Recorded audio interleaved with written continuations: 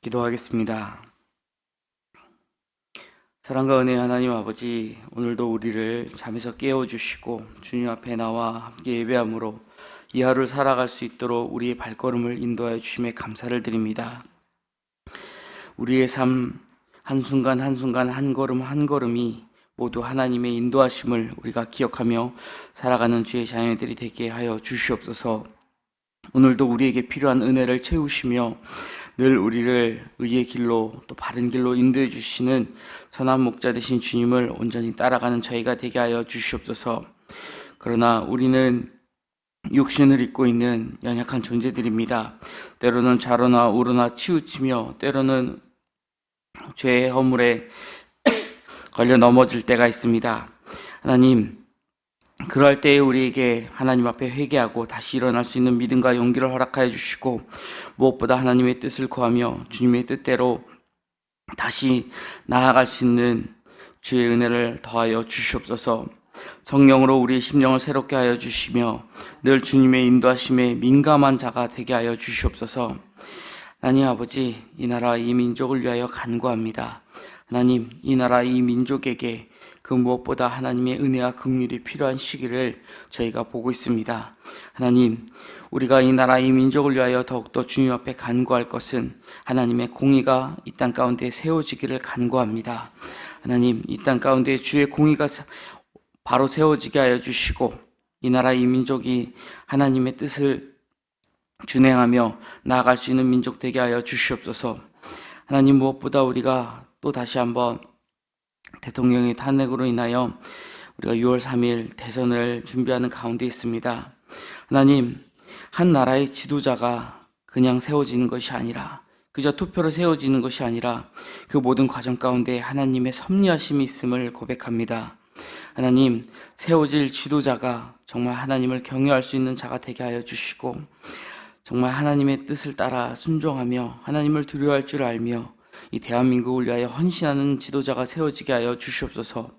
그로 인하여 분열의 영이 떠나가고 이제 다시 대한민국이 하나로 화합하며 정말 이 민족이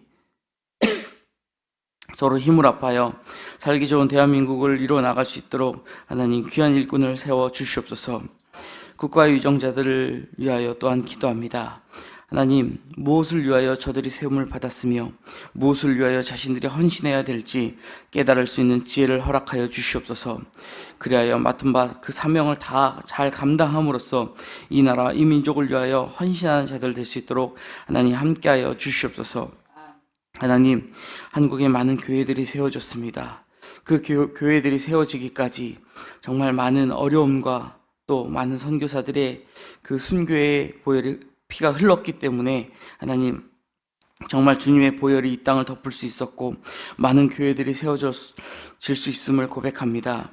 하나님, 정말 그렇게 세워진 이 믿음의 터전 가운데에 우리가 깊이 믿음의 뿌리를 내리기 원하지만 하나님, 너무나도 쉽게 우리가 얻게 된 이 복음으로 인하여 우리가 깊이 믿음의 뿌리를 내리지 못하고 우리가 쉽게 이 믿음을 저버리곤 합니다. 하나님, 우리에게 믿음을 더하여 주시옵소서. 우리에게 이 복음이 전해진 그 과정을 기억하면서 정말 간절히 사모함으로 이 믿음을 지켜나아가는 믿음의 세대가 되게 하여 주시옵소서. 한국의 교회들이 각성하며 다시금 주님 앞에 회개 무릎을 꿇으며 하나님 주신 귀한 그 사명과 소명들을 감당하는 교회들 되게 하여 주시옵소서. 하나님, 또한 이곳에 영화교회를 세워주셨습니다. 우리에게 맡겨주신 그 사명을 잘 감당하는 영화교회가 될 수 있도록 우리에게 늘 은혜로 더하여 주시고 주의 성령으로 덧입혀 주시옵소서. 성령의 충만함으로 주의 일을 감당하는 교회 되게 하여 주시옵소서. 세워주신 많은 직분자들이 있습니다. 하나님 주신 그 직분을 감사함으로 충성되게 섬기고 봉사하게 하여 주시고 그 일을 잘 감당하였을 때 하나님 앞에 칭찬받는 종들 될 수 있도록 하나님 함께하여 주시옵소서. 여러 가지 모임으로 우리가 모일 때마다 하나님께서 각 모임 가운데 친히 함께 하심을 믿습니다. 성령으로 덧입혀 주시고 성령의 충만함이 차고 넘치는 그룹들로 더욱 모이기 힘쓰며 하나님의 뜻을 이루어 나가는데 합력하여 선을 이루는 그룹들 되게 하여 주시옵소서. 그 그룹을 인도하는 많은 리더들이 있습니다. 그 리더들 가운데에 조금도 부족함이 없도록 하늘의 신령한 것으로 채우시며 늘 하나님께서 붙들어 주셔서 하나님 공급해 주시는 그 능력으로 그 일을 감당케 하여 주시옵소서. 저희에게 새 예배당 건축을 허락하여 주셨습니다. 이를 위하여 우리가 더욱더 기도로 헌신하게 하시며 우리가 함께 기도하며 또 우리의 마음을 모으며 우리의 물질을 모아 하나님 앞에 드릴 때에 이 일을 주관하시는 하나님께서 이 일을 이끌어 가심을 우리가 함께 목도하게 하여 주시옵소서. 건축에 참여하는 모든 이들에게 지혜와 성실함을 허락하여 주시고 이 일을 통해 그들도 하나님을 만나는 은혜를 경험케 하여 주시옵소서. 계속되어 져가는 건축의 과정 가운데 하나님 친히 주관하여 주시고 완공되어 하나님 앞에 봉헌되는 그 순간까지 하나님께서 모든 것을 친히 맡아 역사하여 주시옵소서. 세우신 윤광수 담임 목사님 영육간의 강건함을 더하여 주시고 주의 말씀으로 교회를 목양함에 부족함이 없도록 하나님 함께하여 주시옵소서. 우리의 다음 세대 또 우리의 청년들을 위하여 기도합니다. 이 시대를 살아가는 젊은 세대들이 하나님의 진리를 붙잡고 세상의 가치보다 하나님의 말씀을 더욱 우선시하는 믿음의 세대로 자라게 하여 주시옵소서.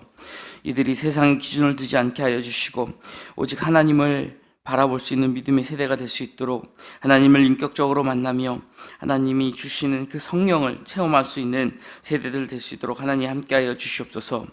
또한 우리 가운데에 병약한 성도들이 있습니다. 연로한 성도들이 있습니다. 하나님, 약하고 어려운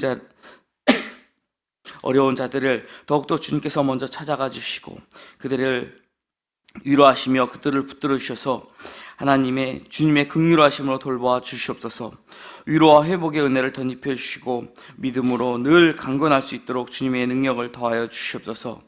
이 시간도 세계 열방 가운데에 주의 복음을 들고 흩어져 있는 선교의 동역자들을 기억하시며 각자 세우신 자리에서 주의를 감당할 때에 그곳에서 하나님이 역사하심을 바라보게 하시며 복음의 열매가 풍성히 맺혀지게 하여 주시옵소서.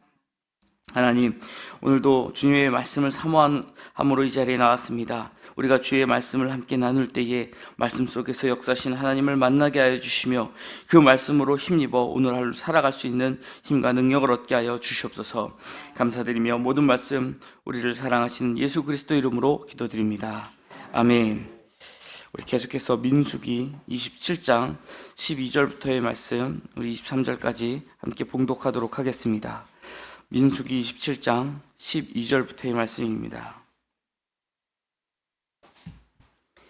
우리 한 목소리로 봉독하겠습니다.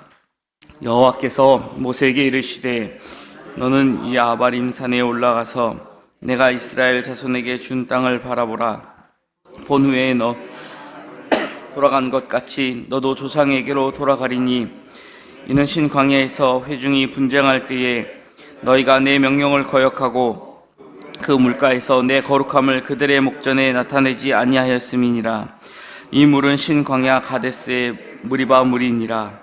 모세가 여호와께 여짜오되 여호와 모든 육체의 생명의 하나님이시여 원하건대 한 사람을 이 회중 위에 세워서 그로 그들 앞에 출입하며 그들을 인도하여 출입하게 하사 여호와의 회중이 목자 없는 양같이 되지 않게 하옵소서. 여호와께서 모세에게 이르시되 눈의 아들 여호수아는 그 안에 영이 머무는 자니 너는 데려다가 그에게 안수하고 그를 제사장 엘르아살과 온 회중 앞에 세우고 그들의 목전에서 그에게 위탁하여 내 존귀를 그에게 돌려 이스라엘 자손의 온 회중을 그에게 복종하게 하라. 그는 제사장 엘르아살 앞에 설 것이요 엘르아살은 그를 위하여 우림의 판결로서 여호와 앞에 물을 것이며 그와 온 이스라엘 자손 곧 회중은 엘르아살의 말을 따라 나가며 들어올 것이니라. 모세가 여호와께서 자기에게 명령하신 대로 하여 여호수아를 데려다가 제사장 엘르아살과 온 회중 앞에 세우고 그에게 안수하여 위탁하되 여호와께서 모세에게 명령하신 대로 하였더라. 아멘. 이스라엘 백성이 이제 제2세대의 인구 조서와 함께 약속의 땅에 들어갈 모든 준비를 마쳤습니다.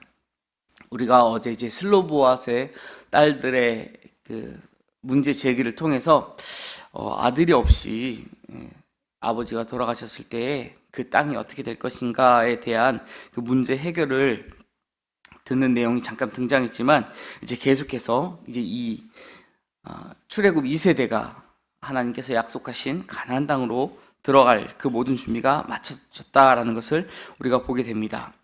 1세대가 하나님의 말씀처럼 가데스 바네아에서 그 정탐꾼의 정탐 보고를 듣고 불평한 그 결과로 모두 광야에서 엎드러지게, 그러니까 죽게 되었다라는 것을 우리가 잘 알고 있죠.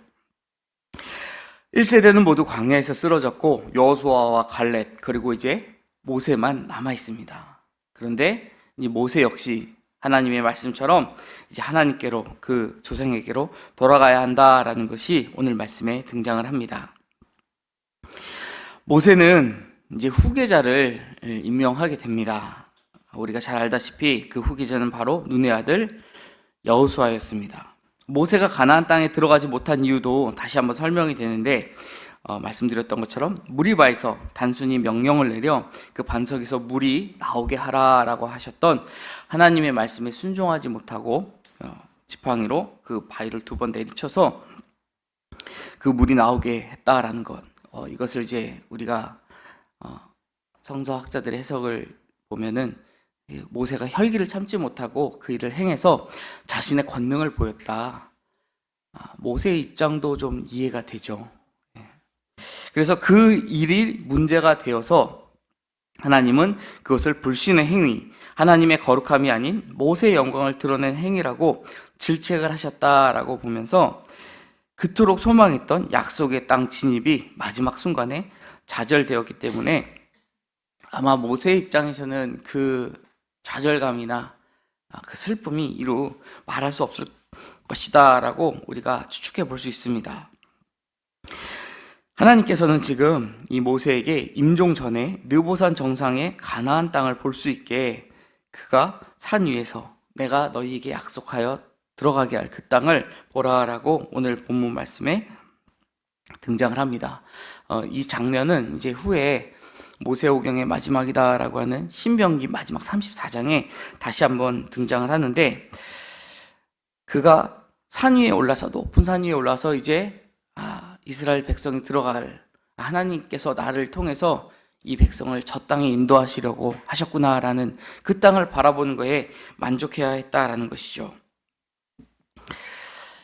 이 이야기를 이렇게 민수기 27장 13절 이하의 본문에 나오는 이야기를 보면은요, 그런 생각이 들곤 합니다. 때로 하나님은 불공평하시기도 하다. 공평하신 하나님이신데 이런 말씀 읽을 때마다 불공평하신 것 같기도 하다라는 생각이 들어요.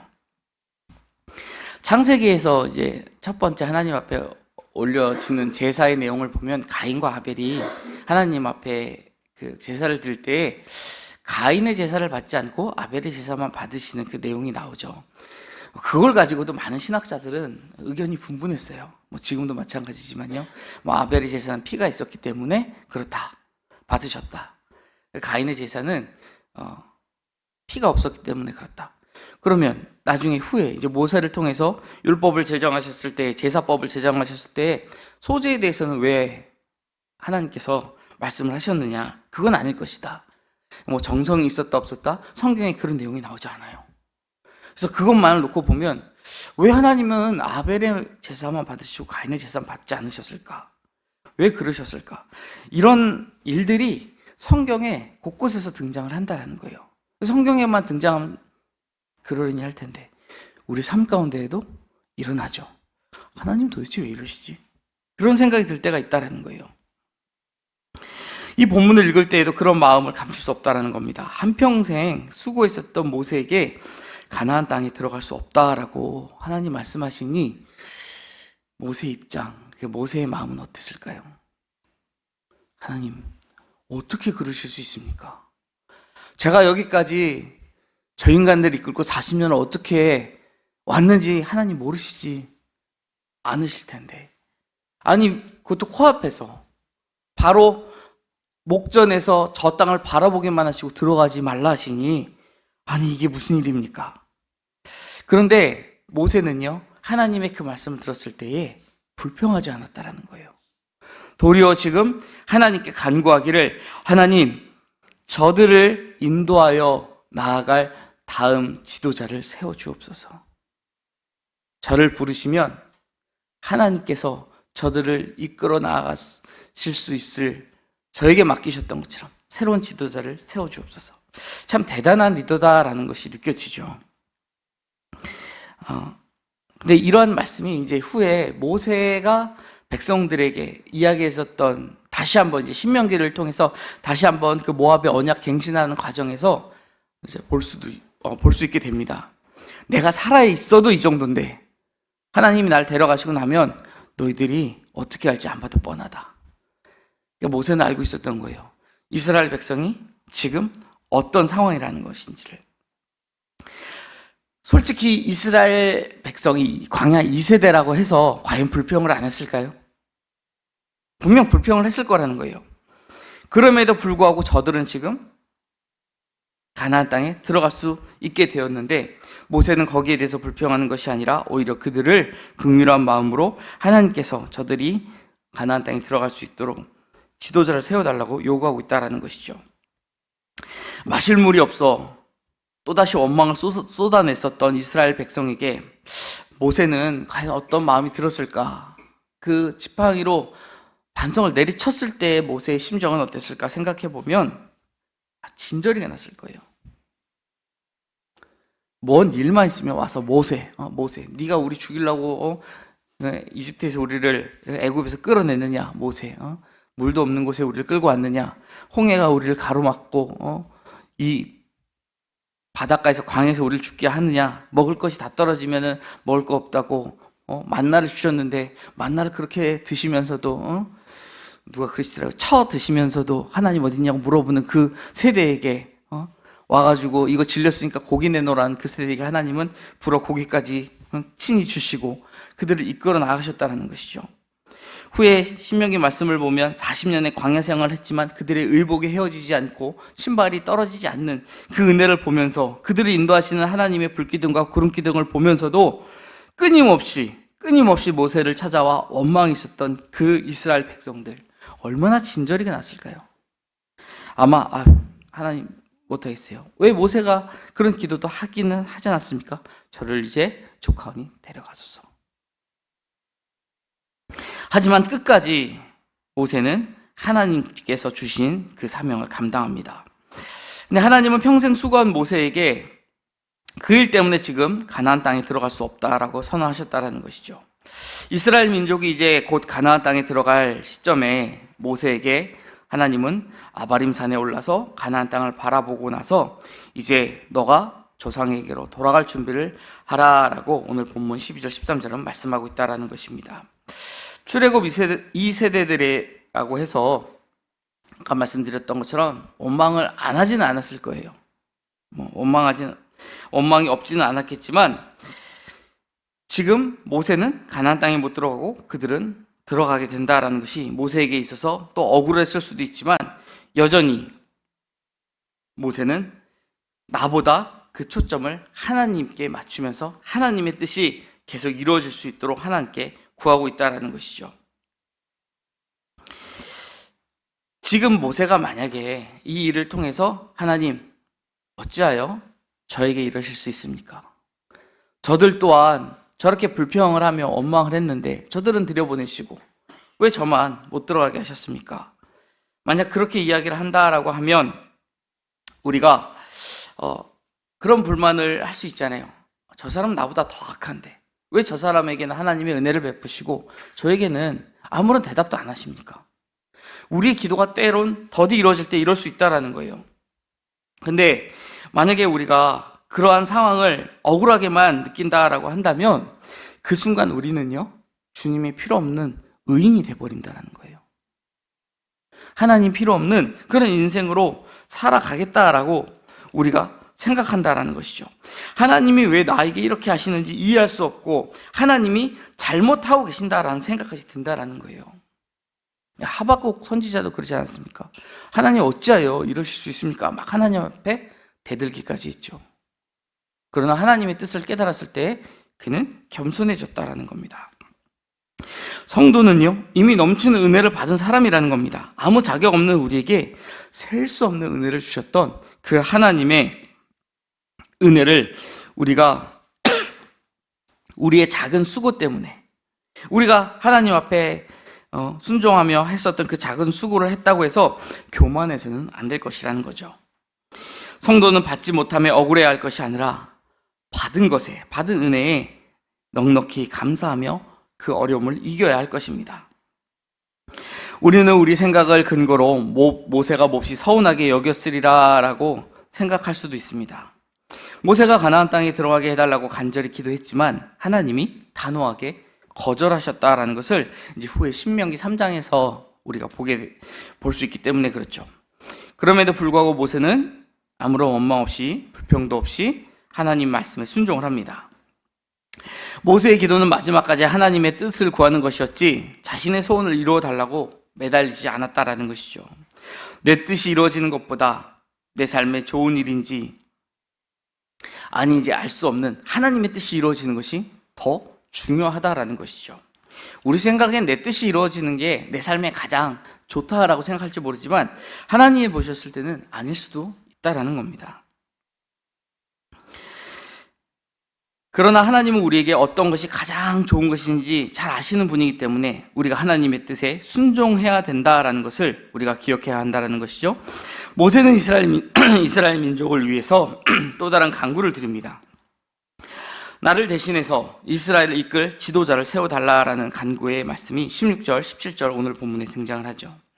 이스라엘 민족이 모세의 마음을 늘 아프게 했지만 모세는 하나님의 마음으로 그들을 인도해 왔다라는 것입니다. 포기하고 싶을 때도 있었고 하나님께서 그들의 완악함을 보시고 이 백성이 목이 곧음을 보시고 내가 이들을 심판하여 단별하고 너를 통해 다시 큰 민족을 이루겠다라고 하셨을 때에 솔깃하지 않았을까요? 얼마나 홀가분해집니까? 이스라엘 백성만 60만 3,550명이라고 계수되었던 그 백성만 해도 엄청난 그 짐을 짊어지고 있는 그 느낌에서 그 중압감에서 해방될 수 있었을 텐데 하지만 모세는 그러지 않았다라는 것이죠.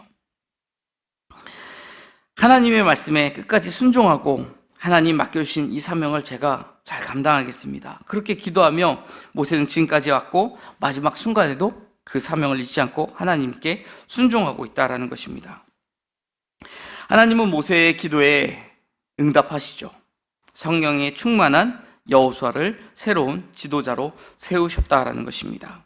18절 말씀을 보면 하나님께서 모세에게 눈의 아들 여호수아는 그 안에 영이 머무는 자다라고 합니다. 지혜의 영이 또 용기의 영이 그들을 인도할 수 있는 이스라엘 백성을 인도할 수 있는 그 영이 머물고 있다. 성령이라는 표현이 나오지 않지만 이러한 영이 바로 하나님의 영, 즉 성령을 의미하고 있다는 거죠. 그래서 구약에서도 역시 성령의 역사하심이 성령의 사역이 있다라는 것을 우리가 확인할 수 있습니다. 자, 그러한 지금 여호수아를 이제 지도자로 세운다라는 말씀을 모세에게 주셨습니다. 모세는 그것이 하나님의 선한 뜻임을 믿고 그 말씀에 순종했다라는 것이죠. 엘르아살, 이제 아론의 후계자였던 대제사장 엘르아살은 이제 이스라엘 목전에서 여기 보면 이제 우림이라고 우리 제사장 의복 가운데 이제 가슴 흉패 안에 우림과 둠밈을 넣어서 하나님의 뜻을 구할 때 사용했었던 흰돌과 검은 돌로 이렇게 알려져 있어요. 근데 추정한 데는 그림만 봤지 정확히 이 우림과 둠밈의 사용이 어떻게 사용되었다라는 것이 성경에 나타나지는 않지만 그 용도가 하나님의 뜻을 구할 때 필요한 것이다라고 분명히 기록되어 있고 여기서도 마찬가지로 이것이 하나님의 뜻이다라는 것을 보이기 위하여 우림의 판결로서 여호와 앞에 물을 것이며 라고 21절에 기록되어 있다라는 것이죠. 왜 둠밈은 사용하지 않았을까요? 우림 하면은 우림과 둠밈이 세트라는 겁니다. 굳이 둠밈이 표현되지 않았어도 지금 우림의 판결, 우림과 둠밈으로 판결했구나라는 것을 우리가 알 수 있다라는 것이죠. 그래서 그것을 통해서 이스라엘 백성은 지금 눈의 아들 여호수아는 하나님이 세우신 새로운 지도자구나라는 것을 확신할 수 있게 되었다라는 것입니다. 그렇게 해서 지금 이 오늘 본문 27장 후반부에 있는 내용은 하나님께서 어찌 보면은 잔인해 보일 수 있을 정도로 그렇게 40년을 고생했었던 모세에게는 눈앞에 보여만 주시고 그 가나안 땅을 허락하지 않으셨지만 그 모세의 순종을 통해서 드렸던 기도, 나를 데려가시고 내 뒤에 새로운 지도자를 세워달라는 그 기도에 응답을 하시면서 하나님께서 어떻게 그들을 인도해 나아가실지를 오늘 말씀을 통해서 우리는 확인할 수 있습니다.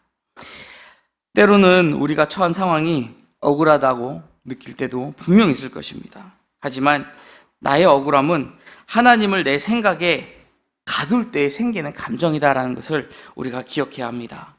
모세는 어떤 상황 속에서도 주님의 선하심을 의심하지 않았다라는 것이죠. 하나님의 선하심을 온전히 신뢰하고 나아갔다라는 것입니다. 이러한 모습이 우리 안에도 있기를 간절히 소망합니다. 우리가 신실하신 하나님을 믿고 나아간다면 하나님께서는 조금도 부족함 없이 우리를 가장 완전하게 하나님께서 우리를 선한 길로, 의의 길로, 푸른 초장으로 쉴만한 물가로, 때로는 우리가 사망의 음침한 골짜기를 다닐 것 같지만 그럼에도 불구하고 주님께서 우리를 세우실 그곳에 정확하게 인도해 주실 것을 믿고 나아가는 저와 여러분이 되시기를 주님의 이름으로 축원드립니다. 기도하겠습니다. 하나님 아버지, 우리가 인생을 살아갈 때 때로는 하나님이 불공평하시다라는 생각이 들 때가 있습니다. 하지만 이러한 생각은 우리가 하나님을 내 생각 속에 가둘 때 생기는 감정임을 기억하며 오늘 본문의 모세와 같이 어떤 상황 가운데서도 주님의 선하심을 의심하지 않고 순종함으로 하나님의 신실하심과 또 하나님의 영광을 드러내는 삶을 살아가는 저희 모두가 될 수 있도록 우리의 삶을 인도하여 주시옵소서. 감사드리며 예수 그리스도 이름으로 기도드립니다. 아멘.